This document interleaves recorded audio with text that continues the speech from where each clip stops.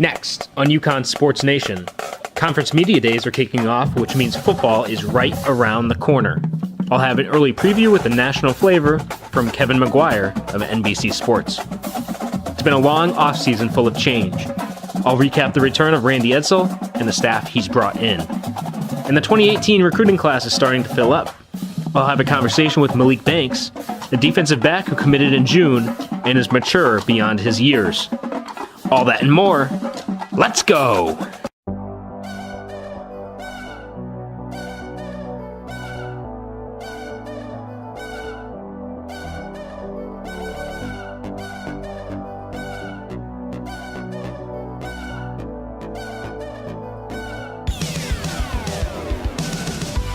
The off-season is over, at least here on UConn Sports Nation.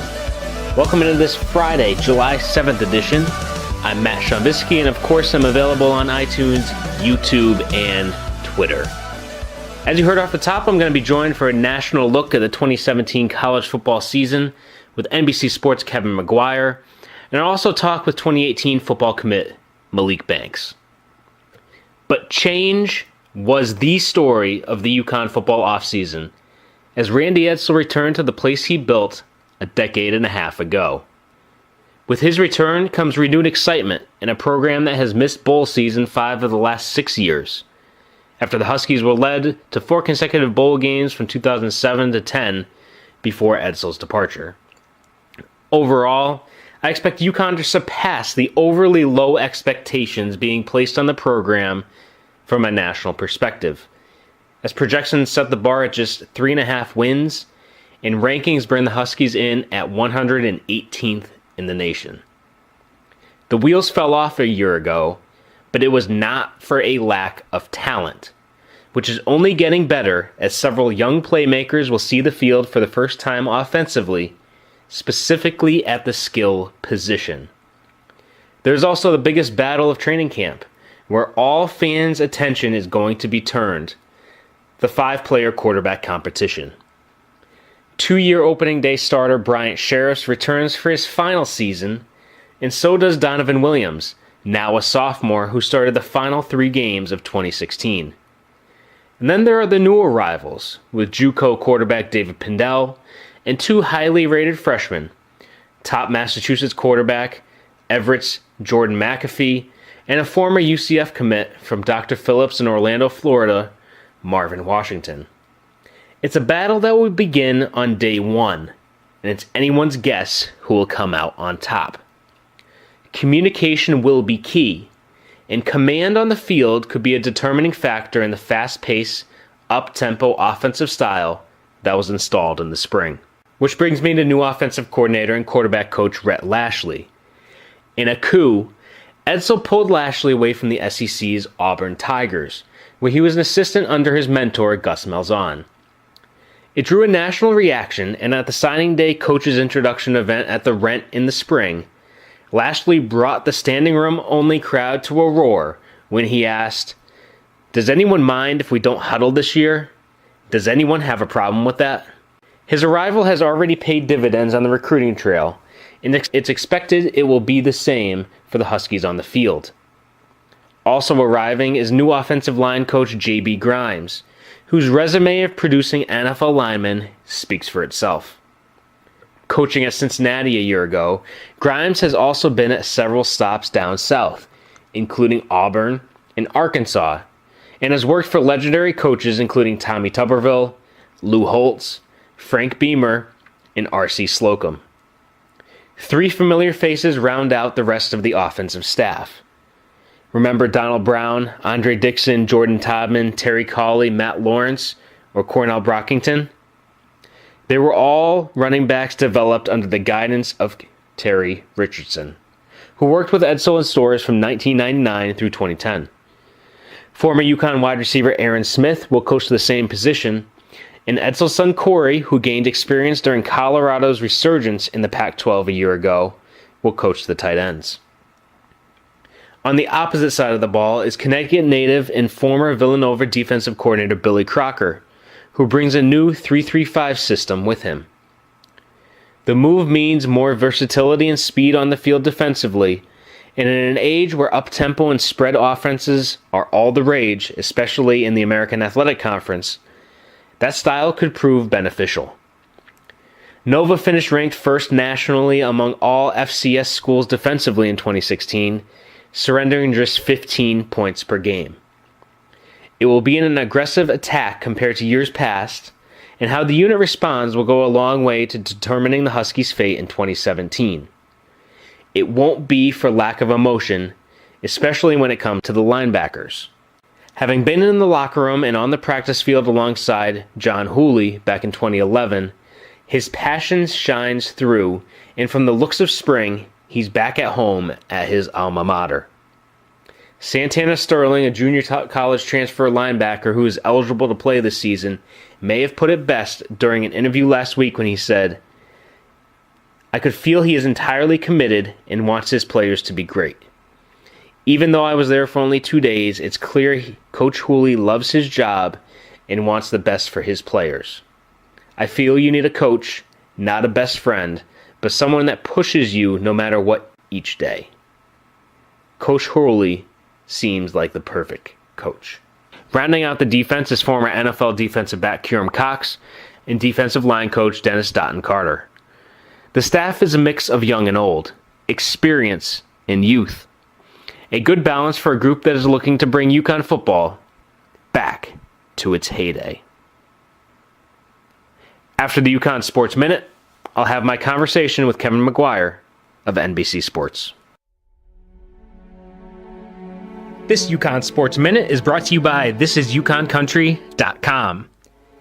AAC Football and Media Days in Newport kick off a week from Monday on July 17th. The list of players making the trip with head coach Randy Edsall has not been released, but you should expect senior Arkell Newsome to be one who's in attendance.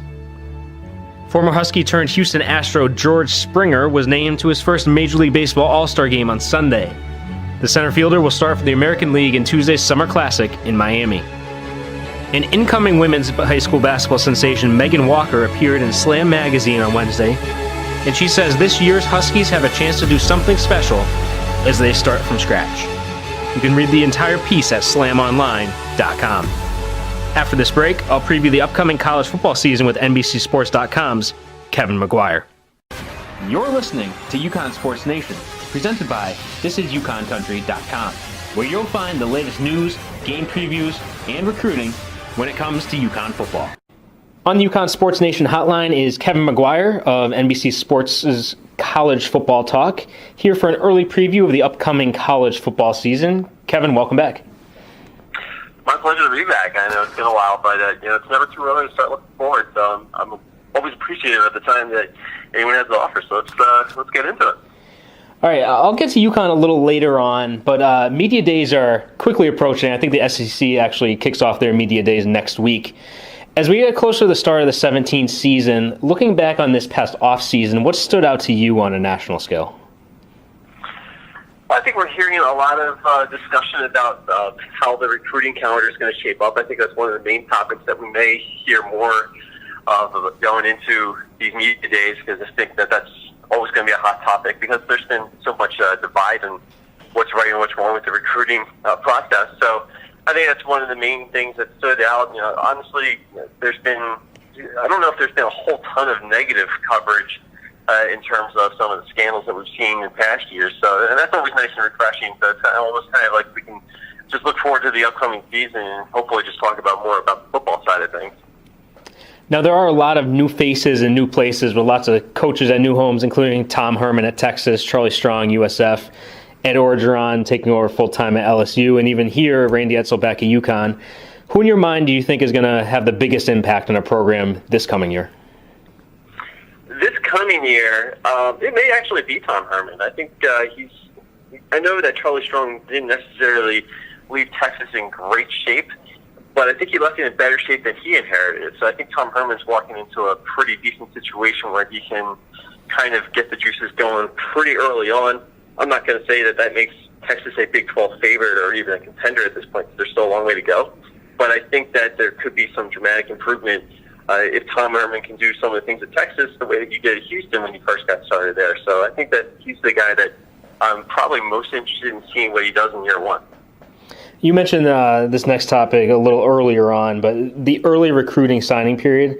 In your mind, would that be a good move by the NCAA, and how do you think that would ultimately affect recruiting? Yeah, I think this is for me. It's kind of a wait and see to see exactly how this is all going to play out. Ultimately, I don't think it's a terrible idea because when they first started discussing this, I was thinking that this is probably going to be more of an opportunity for players that, not necessarily the five-star players that are probably going to have their huge pick of schools and offers to weigh and consider leading up to the actual National Signing Day. But I think a guy that's probably in the middle of the pack and pretty much knows exactly where he wants to go, I think this is their opportunity to kind of lock up their scholarship offer. So like a kid that's been, keeping his eye on one individual program for 3 or 4 years even, if not longer, I think that's the kind of kid that's probably more likely to commit during that early signing period because there's no change in his mind. There's no change in the family's mind. He's pretty much been set on that one offer once it's extended, assuming it is extended. I think that those are the kind of kids and players that are going to be more likely to take advantage of this. But, ultimately we'll have to just see how it all plays out in year one, maybe even in year two, before we really get a sense of what this really does mean for the recruiting calendar. Now, another rumor that's floating around there that could be voted on in the near future, the expansion of college football to potentially a 14-week regular season, allowing schools 2 byes per year. Do you think that could potentially be a precursor to a playoff expansion?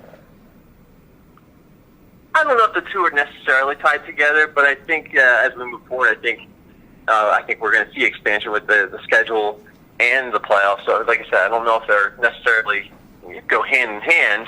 But, I think as far as the scheduling is concerned, I think it's more of a health and safety issue. I think we're becoming much more aware of the impact that playing football has on players, and you see more and more conscious efforts to ensure more safe procedures for how this game is operated. And I think if you add in an extra bye week with the premise that it's going to be more beneficial for the long-term safety and health of the players, I think that's something that's very likely to happen. As for the playoff, I've always said there's no way it's going to stay at 4 teams. At some point, it's going to expand at some point because there's just so much money that can be made by an expanded playoff that just makes more sense, I think, to not automatically roll out at least one of the Power 5 conferences.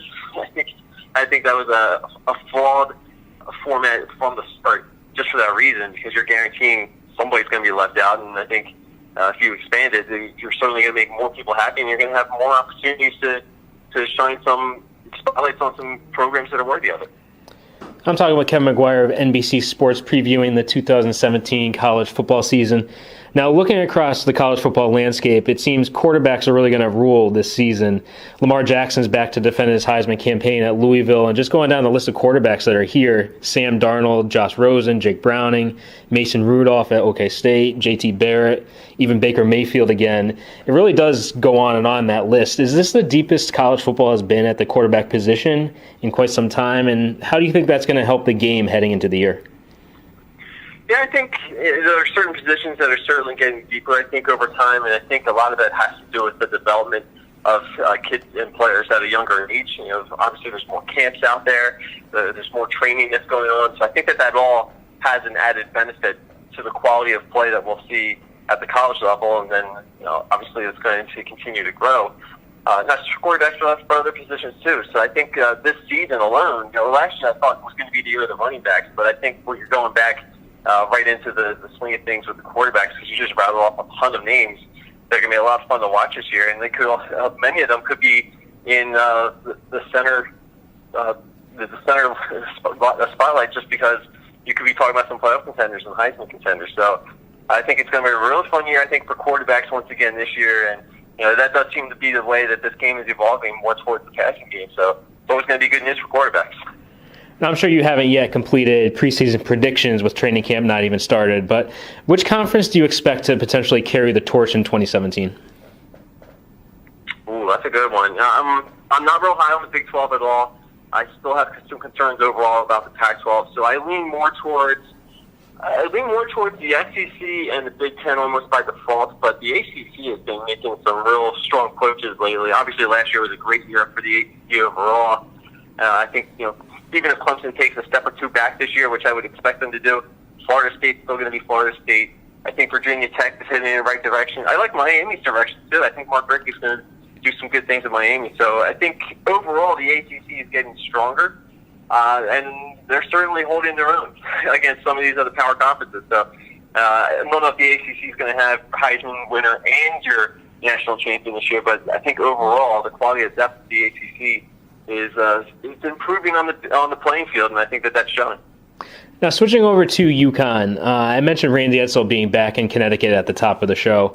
What's the reaction to his return on the national scene, and what do you think he does for the Huskies program?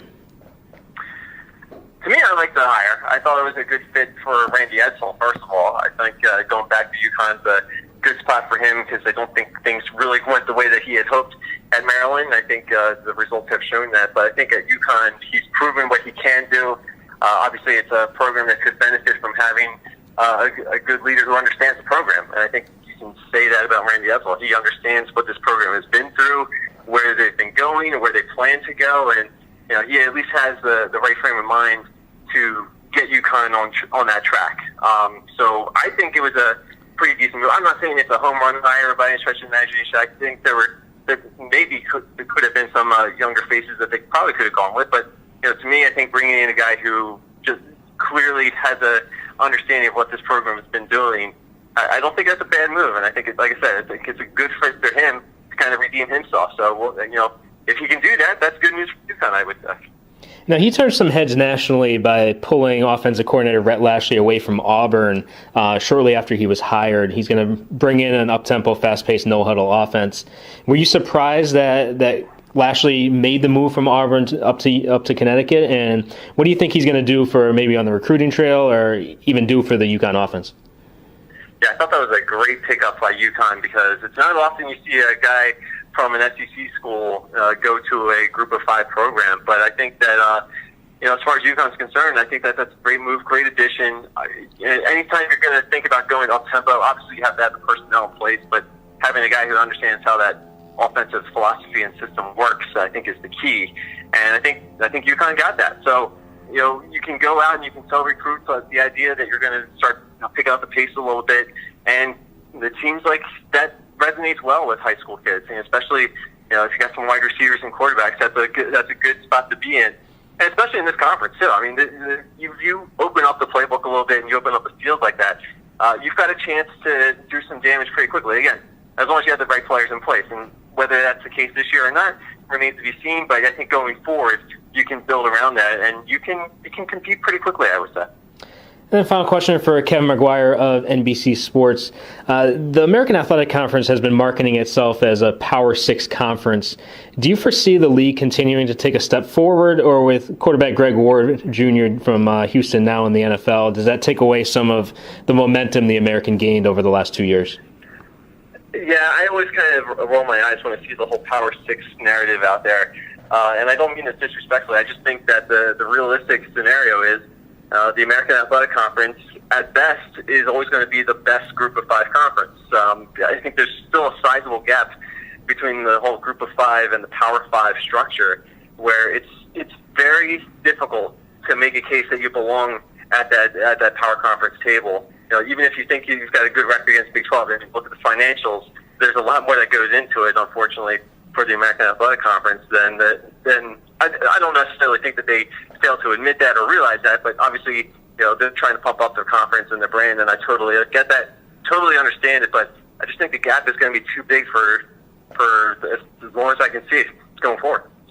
Well, Kevin, I definitely appreciate your time, and hopefully we'll certainly touch base throughout the 2017 season. Oh, absolutely. Reach out anytime. It was my pleasure.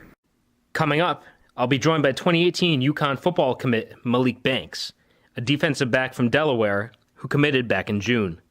Our extended interview after this.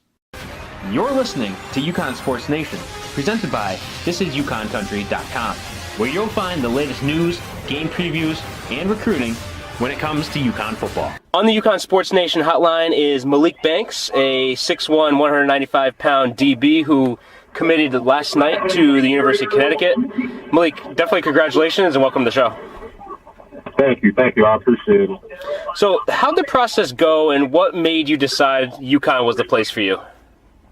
UConn, basically, when I got, I was going to all these camps, so UConn wasn't really, it wasn't really, I didn't think it was going to go this way, but when I first started, I had went to the UConn camp, me and my other two boys, Ahmad John and Sean Bowman, and, basically, just do the best I could, to get, the prize, to get the scholarship.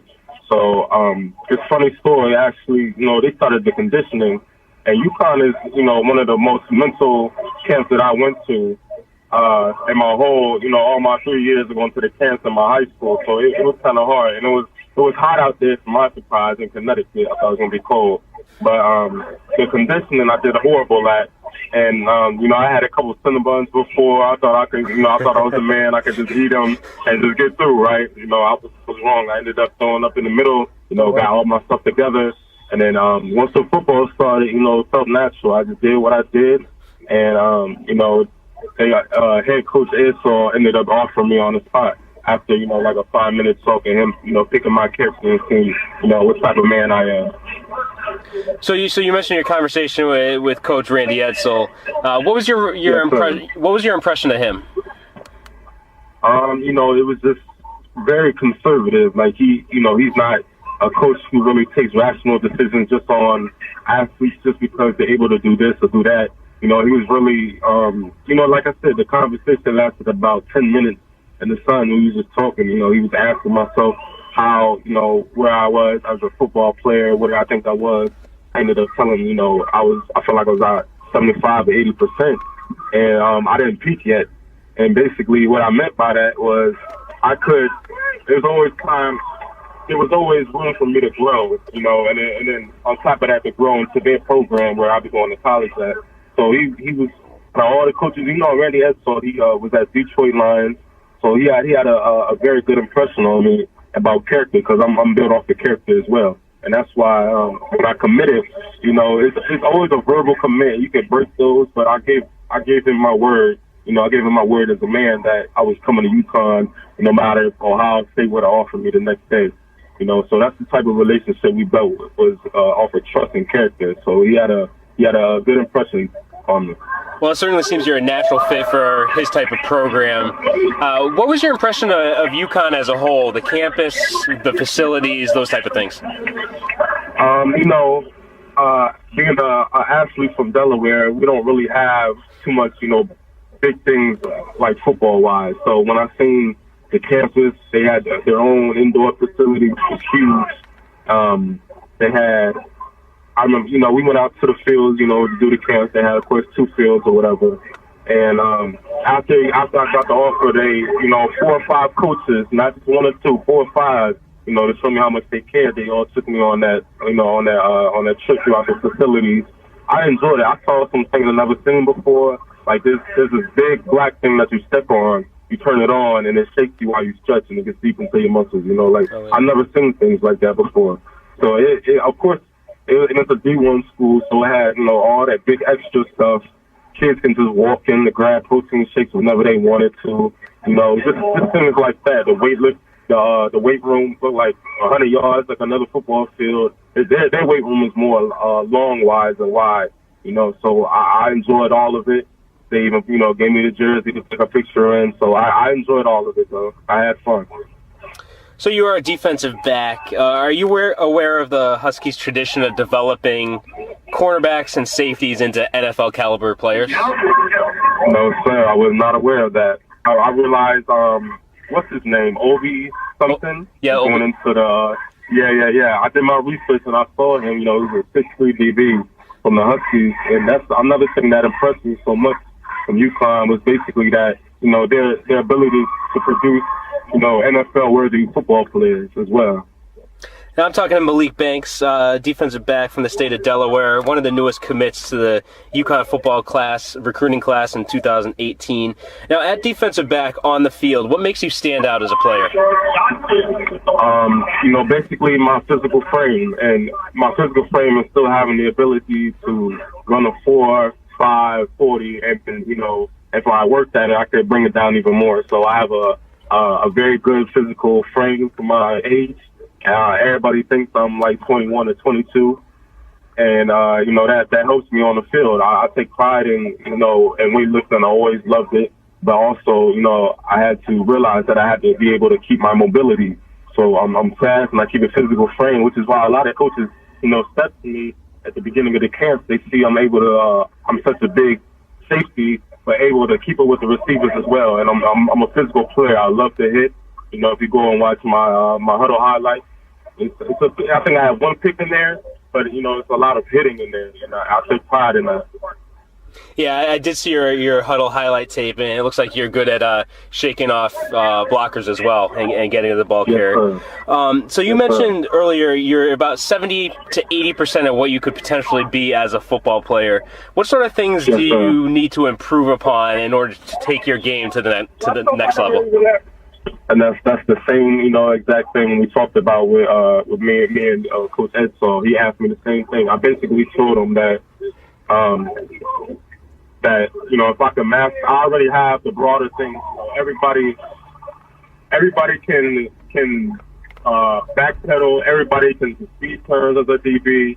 But like I said, again, UConn was more a mental camp where they perfected the little things first. And he asked me the same question. I told him, basically, if I'm able to, master the little things first and then apply it to what is already, with me, all the talents that I already have, I think he can, mold me into a great player and then maybe even make it into them. So I saw you canceled.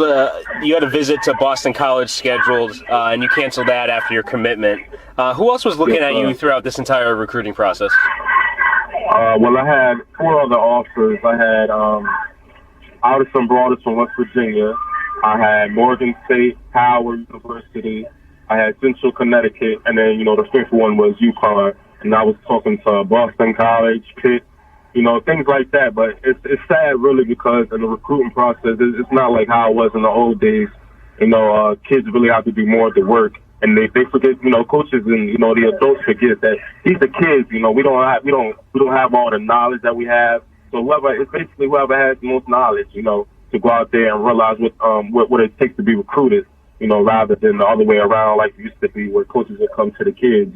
So I feel that it should be changed around. I don't like how it is. Because me personally, I didn't know a lot of the things about this recruiting process at all. And your head coach will try to help you, but at the end of the day, he's a head coach of a high school team, not college. Now, off the field, what do you like to do away from the game of football? Do you play other sports? You mentioned you're pretty fast, so do you do track? Really, football was really.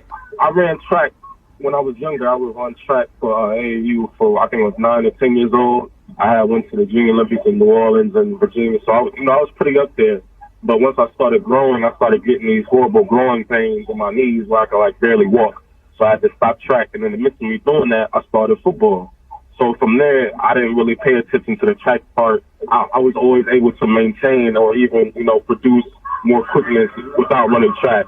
So right now it was mainly football, but my senior year I am going to run track. I'm going to do everything I can to prepare myself for going into college, and taking every opportunity that I have. So outside of football, basically, I guess we'll say track. I don't really go out a lot. This is a commitment for me. In football, so if I'm not on the field or in the weight room, I'm usually at home playing the game or laying down watching TV. So that's And final question for Malik Banks, defensive back commit to the 2018 UConn football recruiting class. So you have one more season back home at Howard High School. What are you hoping to accomplish during your senior year? Just have fun. Of course, is to be safe. By the grace of God, nothing happened. But just have fun and then try to put on a show. For these people before I leave. Try to make a mark on Delaware, and then also show them that because Delaware is overlooked in the recruiting process. It's a small state all the way up north. It's nowhere near the middle or towards the bottom or south. Where a lot of other players are recruited to these big schools. So I really just want to be a testimony and then inspire other kids to know that just because you're from Delaware doesn't mean that we can't make it. Because all I really did was just to make it to the top. It was basically just putting the work on top of the talent. I didn't rely on my talent by itself. because you can be the best player wherever you're at. But if you continue to put the work in on top of your talent, you will be the best football player that you can be. Well, Malik, I certainly appreciate your time. Congratulations again, and good luck throughout your senior year. Yes, sir. Thank you. I appreciate the talk. That's all the time for this edition of UConn Sports Nation. Throughout the week, I'll be providing additional football recruiting coverage. In our next week's show, I'll dive into the state of the men's basketball program, have an interview with longtime UConn football athletic trainer Bob Howard, and we'll also be joined by George Springer, who will be fresh off his first Major League Baseball All-Star Game appearance. Until next time, go Huskies.